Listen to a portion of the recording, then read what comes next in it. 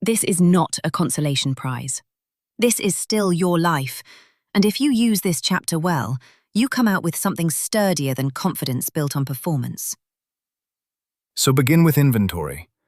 Write down every identity you carry besides athlete. Every role, every relationship, every trait that belongs to you, whether you are competing or not. Then choose one of those neglected parts and invest in it on purpose. A craft, a subject, a relationship, a skill, something real enough to remind you that your humanity was never one-dimensional. And while you do that, redefine what athlete means. Athlete is not only competition. Athlete is discipline, resilience, patience, coachability, work ethic, and the willingness to keep showing up when progress is painfully slow. If you're rehabbing, you're still training. If you're rebuilding, you're still working. If you're enduring this with honesty and effort, you're still being an athlete. Language matters. Identity listens to the words you use. So speak about yourself with respect, even here, especially here. Then go deeper. Ask what you really loved about the sport. Was it mastery, movement, pressure, belonging, expression? Because once you name the deeper why, you realize something liberating.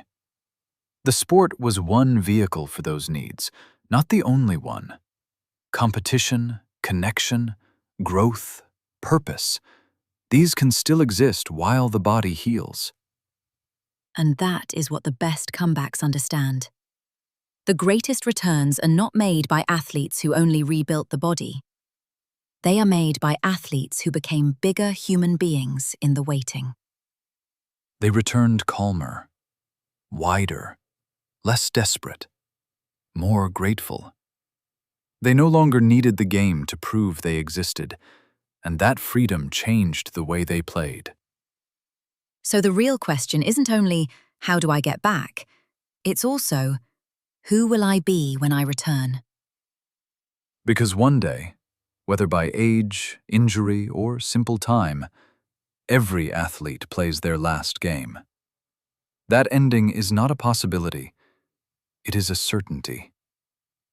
The ones who survive that ending best are usually the ones who started building a fuller self long before the final whistle. Which means this work matters far beyond recovery.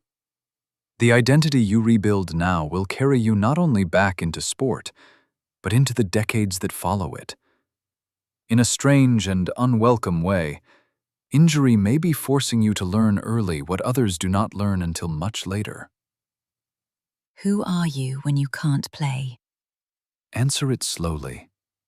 Answer it honestly. Build the answer with your days, your habits, your attention, and your courage. Because the sport was never all of you.